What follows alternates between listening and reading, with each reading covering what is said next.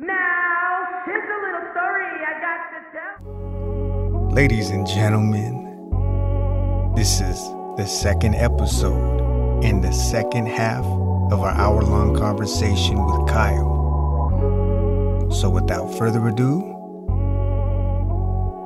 let's get right back into it. Yeah, most of my clients are spending about 6 to 10 hours a day on their phones. And the first thing I do with them is I sit down and say, let's do the math on this. You're 6 hours a day, 7 days a week, 6 times 7. You're talking a full-time job here, 42 hours a week, just sitting on your phone.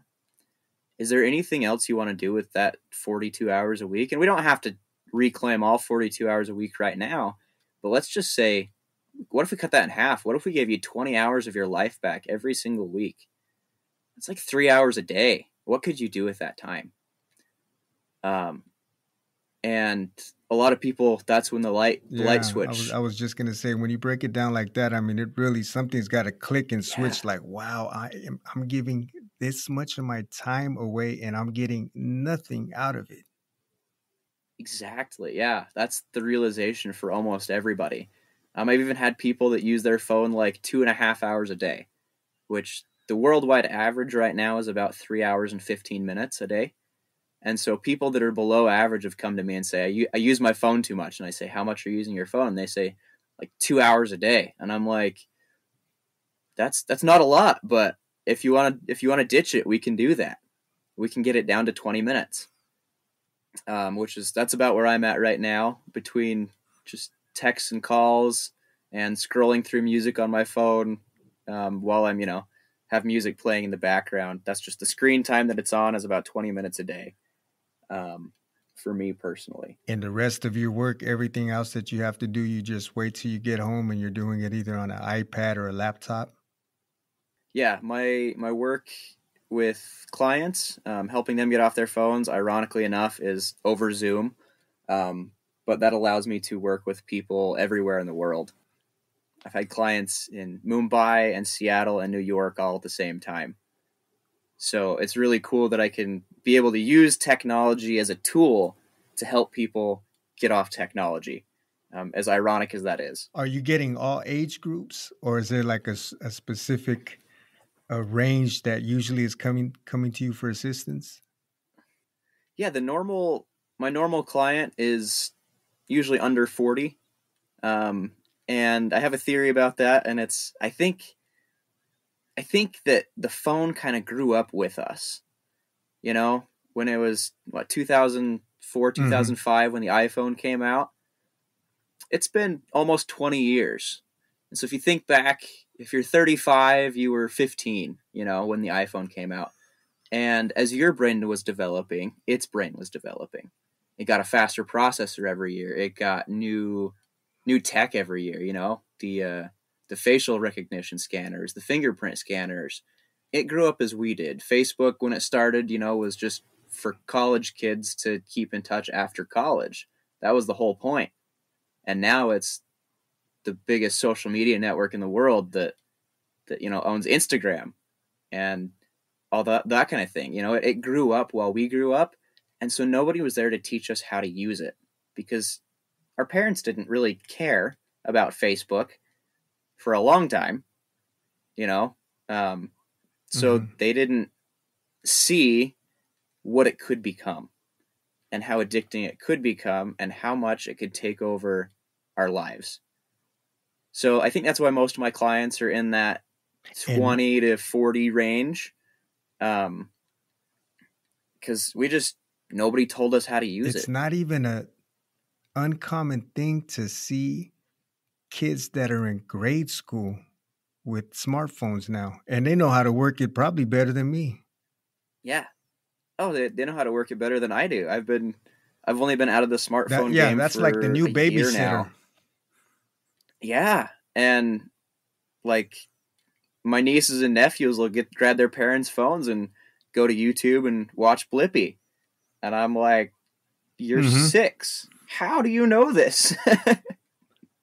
Right. um, Yeah. Before, I but yeah, remember it was some of the parents that would just sit their kids in front of the TV screen. Here you go. You watch cartoons. Now it's you just give them it was a PSP or little Game Boy or something. Then it turned to now they just yep, give them the phone. Here you go. Have at it. yep, yep. Here's a portal to all the information in the world. Go have fun. That scares me personally to give a kid a box full of anything they want at the touch of a button instantly. There's a lot of, I think, social. There's a lot of social things I think that are going to pop up in the next 10, 15 years, and we're going to realize, hey, that was probably not the smartest thing to do, but it's done now. Let's figure out how to fix it. Yeah, exactly. They have, and then you also have kids that are creating TikTok accounts, Instagram accounts, YouTube channels. I mean, it's out of control. I mean, then you have your privacy. There's a lot of other things that are compromised with that, along with just the type of information that you could be filling your mind with, and especially when you're a kid and you're still at that impressionable stage. You're still your mind is still developing, and it's a scary thing. Yeah, but there's not really a right answer right now, because you've got in like middle schools, I've seen this a lot where if you don't have an Instagram and you're 12 or 13, kids will say that, oh, you just don't exist. You don't exist in the real world unless you have a presence in the digital world. And that's just crazy to me. Mm-hmm. That's where kind of the bullying has gone, is if you're not one of us, then you literally just don't exist. So any parents who are like, well, I don't want to give my phone a magical black box are kind of setting their kids up to be bullied. But it's the right move, but what do you do? It's like a double-edged sword. Yeah, it's a catch-22. Yeah. Catch it if you don't. Exactly. And also even just getting by now, like on a, say for some social activities, like say for instance, I was telling you that we had went last year to visit family in California, and just simple things as before there was a time when just the spur of the moment, if you wanted to do something, you can go into a cafe, or say in this case, my wife and I, we were at the lake and there was those paddle boats. And so we seen that there was a lot of paddle boats available, and we went in there and said, can we rent a paddle boat? We see it's about $12 for an hour. Can we? Yeah, you have to download the app. The app, like there's a lot of paddle boats that are open. Nobody's using it. Can't we have the money? Can we just no, you have to download the app. Here's the app. You download it. And then this is a cashless, transactionless. I don't know what it was. I couldn't make sense of it. And he said, okay, well, I guess there goes that. But even simple things like that now, everything is you need to have a smartphone. You have to download the app to go through with this transaction, or a lot of things are going in that direction. Yeah, I know like a lot of banking is mostly just done online now. Like if you go into a bank and ask for cash, they're like, what do you need cash for? Just use Venmo. What is that? Yeah. And then just even wire like it. Public transport, a thing that should be available to everyone. I've seen some public transport that you have to have the app. That's the only way you can pay is through the app, or you can go to a central terminal and post pay for the rides you've been on and prepay for all the other rides you want to do. But that's just, it doesn't really work. So yeah, it's become so integral in society. Yeah. Like karaoke, you go to a bar, you want to do some karaoke. That's what I was going to ask you. You got to have the app. Oh, do you? Is it? They're asking you for an app to do karaoke? Yeah. Yeah, you've got to put your name on the list to go up and sing your song. You got to have the app. It's like you're getting slowly outcasted if you're not staying within that grid. They're making it very difficult. That's what I was going to ask. Since you stopped using a smartphone or just carrying a smartphone with you in that sense, the way you were before, has it inconvenience you in any way, or you seem to be getting by just fine? Just you have your alternatives to it and making it work for you. Yeah, it's absolutely an inconvenience. I actually keep my old smartphone usually in my car, and if I need a smartphone for something, I'll go out. I'll do a mobile hotspot from my flip phone to my old phone to get Wi-Fi to download the app so I can do whatever. Um, so because there are some things that I need to do that you have to have the app for. So in that sense, like I know a couple people who don't own smartphones at all, and I'm not entirely sure how they get by 100% of the time. Because the amount of times I've gone into a city office to pay a bill, and they're like, "Oh no, yeah, we don't accept cash here. You're gonna have to go online and just pay online." Um, and I say, "Okay, well, I don't have a smartphone. I can't do that." And they say, "Okay, well, your bill's due, so figure it out." I say, "Okay, well, I guess I'll go get my old phone so I can pay this." Um, Stuff like that No mercy. has been surprising to me. The amount of places that just don't accept cash, don't even have a credit card taker in the store. It's just all digital. And it seems that that's another thing that's going to be tough in the future, because it seems like that's the direction where it's going more and more. So people that are seeing, because it also seems like this is more of a topic that people are recognizing the problem with their phone usage. They're just spending too much time on the phone, and also the issues that young children are having with depression, with self-esteem issues, being bullied, not just at school, but then online also, so they can't get away from it. There was a time when I was in school, and the only time you were being bullied, or if you had issues, it was while you were at school. I couldn't imagine going home and then you look on your feed and then there's people posting certain things to you, so you're getting it in two ways. And so that's affecting society in a lot of different ways. There's good usage. It could be a tool, but a lot of people um, have found themselves addicted to it because it is highly addictive. And even the creators, I was reading this article, and it was talking about just some of the software creators. They tailored it pretty much after like slot machines, and to give you that dopamine and to give you that addiction, to where it's giving you the same effect as if you were at a casino and you're trying to hit the jackpot. Yep, that's exactly correct. They engineered it so every time you swipe up, it feels like you're pulling the lever on the side of the slot machine.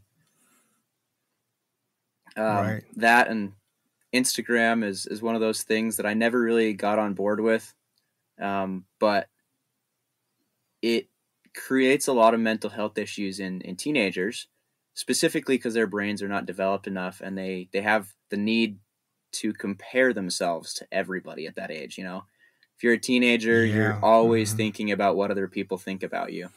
So if you hop on Instagram and you see that, so-and-so's dad is taking them all around the world on a private jet, and they're going to Maui, they're going to the Caribbean, they're going to the Mediterranean, all these cool places, well, that doesn't make you feel very good as a teenager. You're wondering, well, why are they so lucky? Why do they get to do that? Apparently I'm not good enough. And that's how the thought process goes a lot of the time, is when you see other people doing things that are abnormally awesome, your brain goes, well, if I can't do that, then I guess I'm not good enough. And that's where the depression in teenagers has come from. Well, that's the spike. I personally believe that it's mostly social media. Yeah. You're competing, and the thing about it is, most people, when they're posting, it's only the highlight reels. So you're getting just the best of what they're doing. And a lot of times it's not really based on everyday reality. It's not reality based. Everybody is just trying to either outpost. You're keeping up with the Joneses, and that can't be good for somebody's mental health. What are some of the problems when people are coming to you? Are they dealing with depression? Are they is there a specific things that you're seeing, like with most of the people that are coming to you and asking for assistance and asking to be coached and coming to you for help? Yeah, the biggest thing I see is somewhere between low self-esteem and early depression, um, where there's this sense that I've Right. lost control and I am not keeping up with the Joneses on social media. That's kind of the biggest one is, well, I'm not good enough because I can't keep up with Khloe Kardashian and all the billions of dollars she makes. So I'm her same age. So because I'm her same age, I must be worthless because I don't have the billions of dollars that she has. You know, that kind of Right. thinking is a lot of what I deal with. Yeah, I'm I'm doing doing something something wrong wrong. because other people are doing better than me.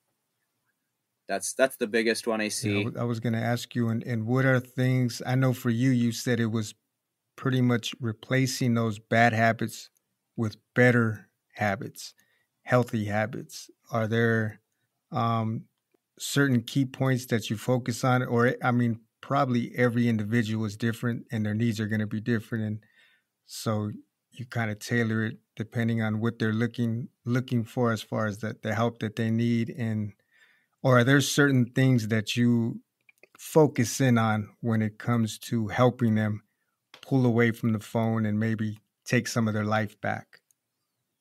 Yeah, so in my program we start kind of with the phone and just very basic things to start training your brain that it can be okay to live without your phone.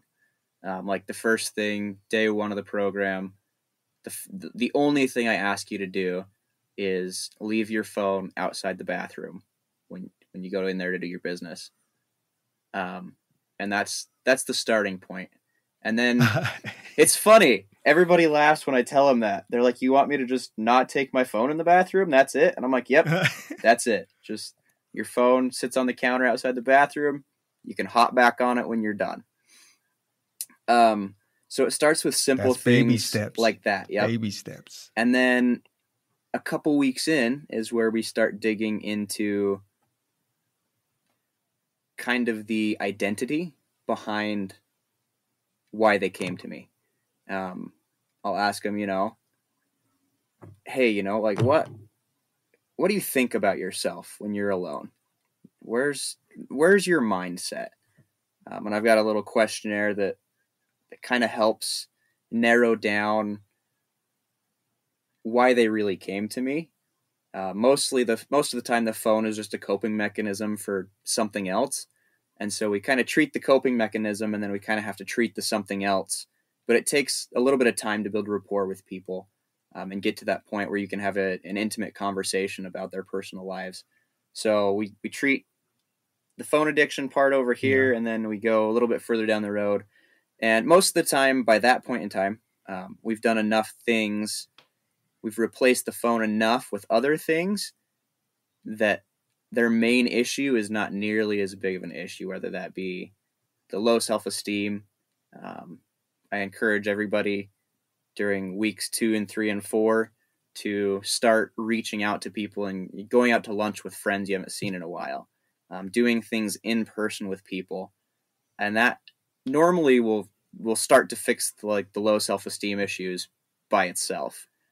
Normally when we get to the self-esteem part of the program, it's like, hey, yeah, I was feeling this way. I didn't want to come out and tell you when I started the program, but since I started the program, I've been feeling a lot better.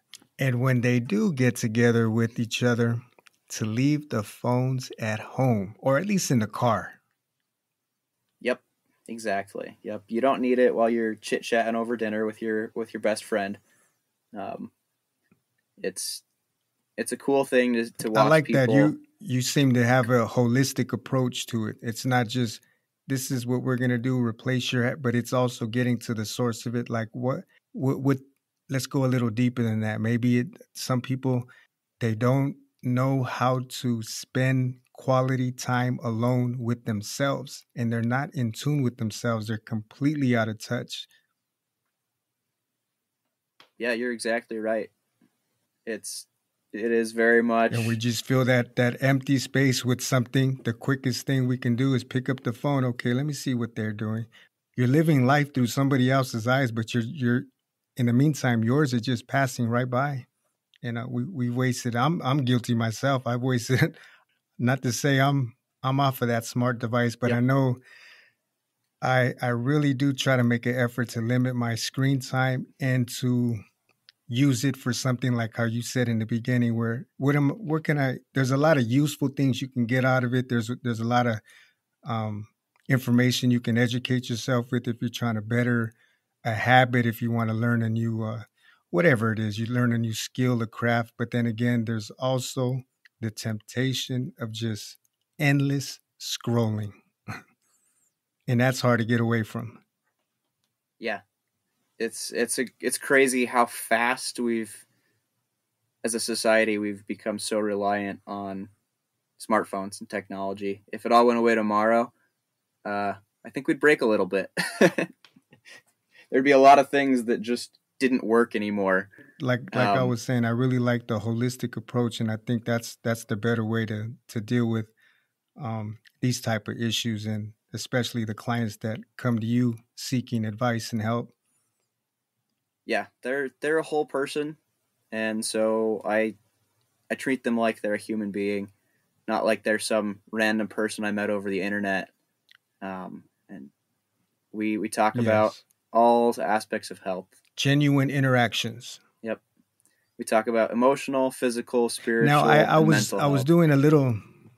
I was doing a follow-up, and I checked out your website. And now, is it a 15-day detox? Does it go further than that if they're willing to, or is like, how does that work out as far as the programs that you offer or the help that you offer?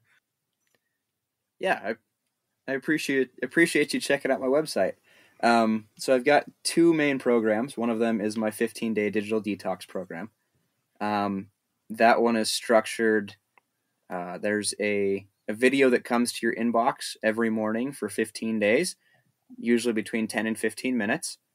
And then on Monday, Wednesday, and Friday for 2 weeks, plus an extra Monday at the end, we get together as a group of usually me and 8 to 10 clients, and we're all there doing the same thing.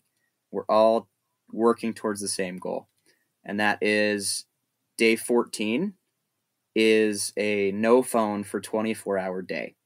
So that's the collective goal of the group. Is on day 14 we're not going to use our phones at all, and then day 15 we come back and we talk about it. You know, what went well, what was hard, what are you going to implement into the rest of your life, and how can we move forward? And that's the point where if they want to work one-on-one with me in my 90-day program, which is 12 weeks with me, 1-hour sessions, that's where we can kind of facilitate that interaction going forward. How is that 12 weeks? Is that once a week, or how does that break down for the 90-day program?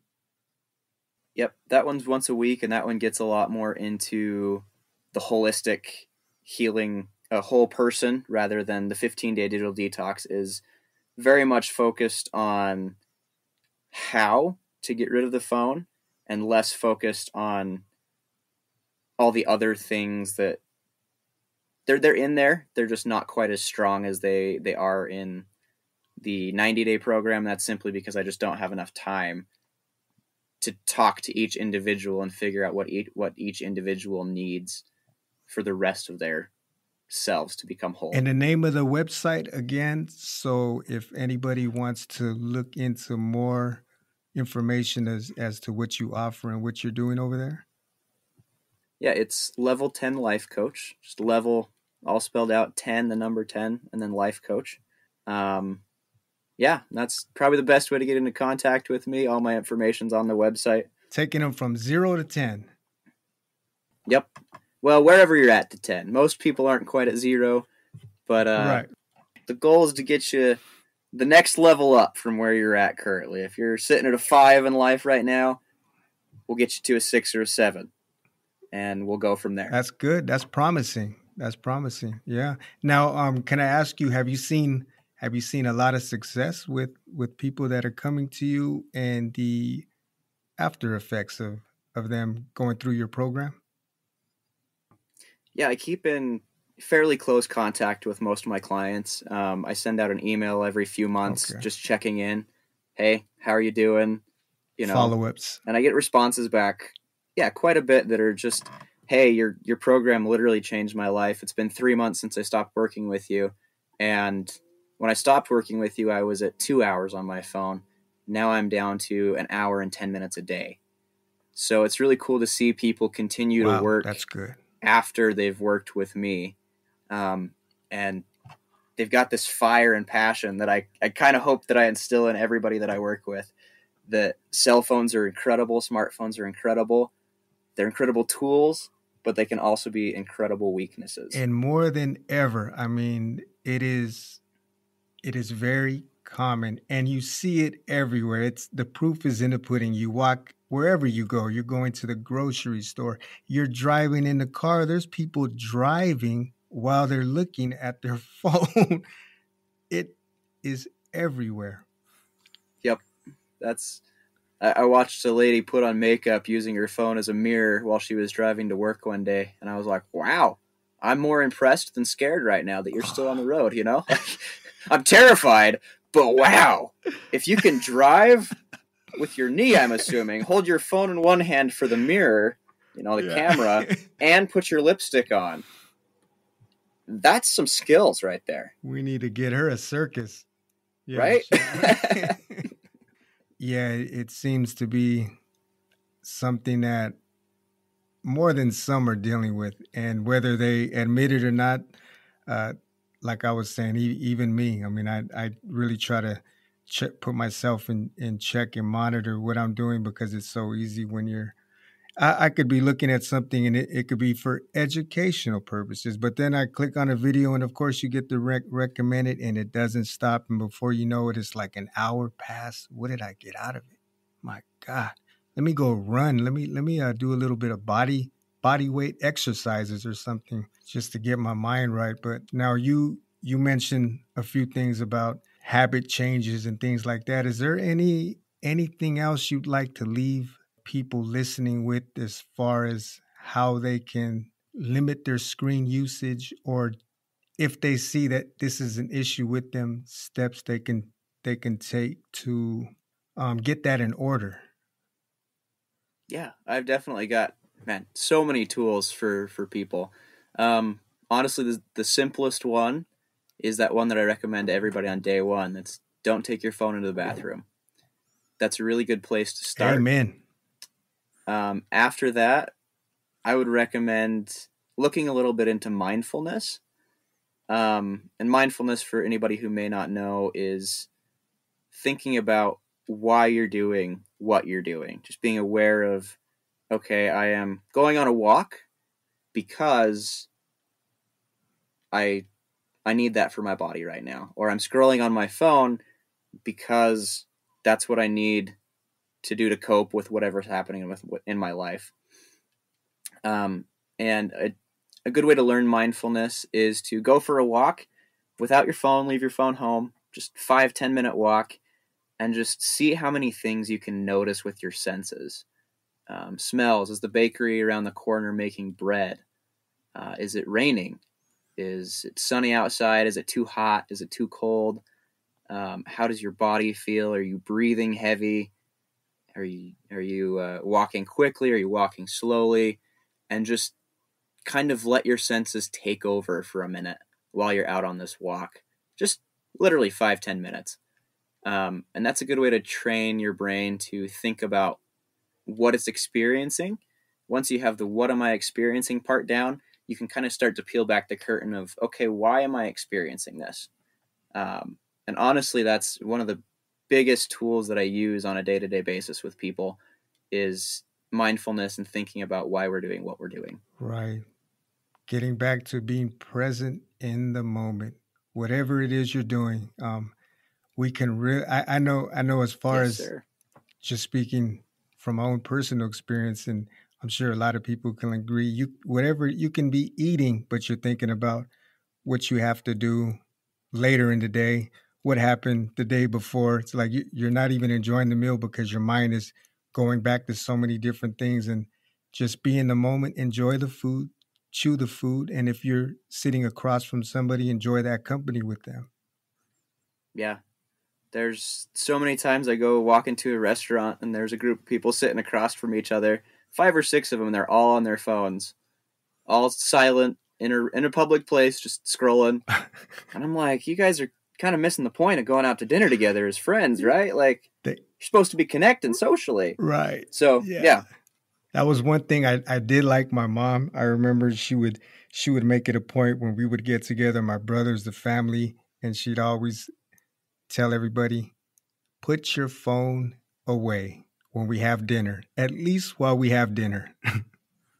That's a huge thing at the dinner table when I was growing up. It was no technology, no Game Boys, no iPods, no laptops, no nothing. It was just dinner. And I'm very, very grateful my parents did that because it taught me a lot about how to interact with people in a positive way. Yeah, those little things can go a long way. And this was awesome. I was very, very excited to hear your take on all this stuff. And it was great feedback, great insight. And one more time, as far as people reaching out to you or getting in touch with you to see what you're doing or the programs that you offer, that was level10coaching.com. Level10lifecoach.com. This is where they can get in touch with you. As you offer a 15-day digital detox, and then if they want to continue with your program, they can opt into a 90-day program. Yep, and that 90-day program is a one-on-one, and we dig one-on-one. Okay, quite further into detail about you, what's going on with your life, how are your kids, that kind of thing. The detox program is more of a group coaching setting, and we don't get nearly as personal in that, but both of the programs I've had awesome successes with and would love to share them with everybody. Oh, perfect. Thank you so much for your time, Kyle. Is there anything else you'd like to add before we wrap this thing up? Yeah. One of the biggest things I live by that I like to leave with everybody that I encounter is my take on the golden rule. We all know the golden rule. Yeah. And that is treat others how you want to be treated. My take on that is treat yourself how you want to be treated. Yeah, that's something to chew on. Thank you so much, Kyle. You're very welcome. Glad to be here.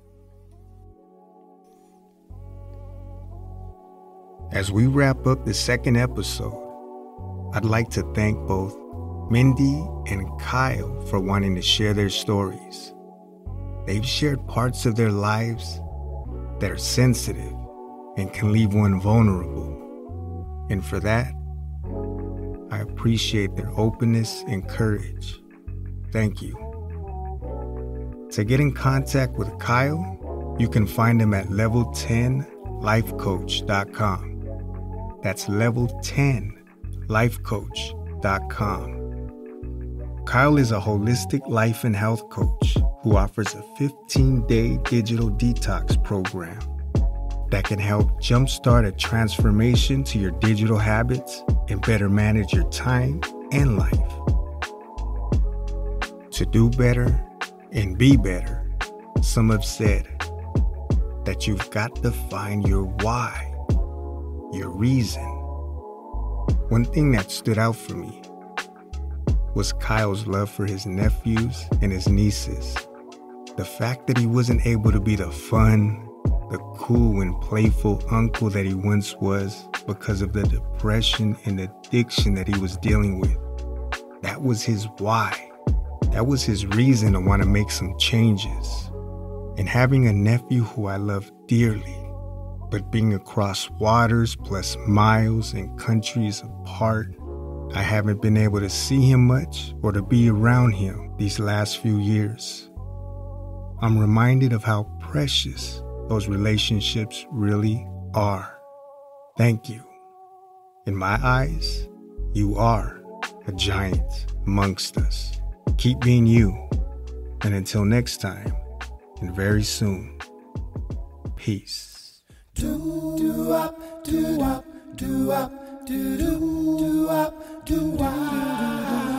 Looking for a sign to know I'm on the right road. Ain't seen no sign since